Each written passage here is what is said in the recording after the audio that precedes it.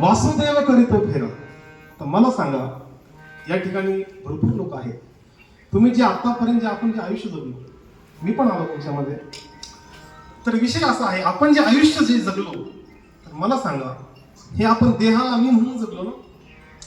कपडे घेतले देहाकरताच घेतले, लग्न केलं देहाकरताच केलं, मुलं बाळ, स्थावर जी मालमत्ता आपण जमा केली ती कशामुळे केली?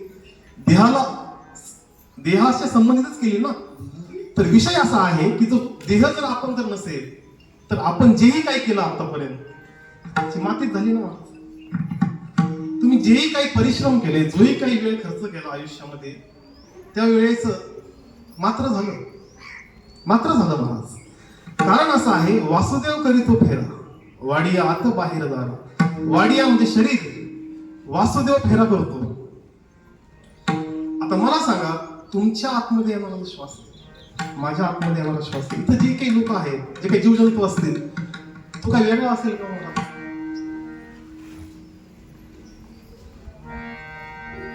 तो जो श्वास आहे कोणाचा पण तुम्ही चेक करा, येतो श्वास. शरीर ज्या अर्थी शरीर सचेतन आहे, त्याचा अर्थच असा आहे की त्याचा प्राण शिल्लक आहे. तर तो जो येणारा जो वासुदेव जो आहे आतबाहेर, तर तो जो आहे तो एकच आहे ना. मग आपण व्यापक आहोत की परिच्छिन्न आहोत?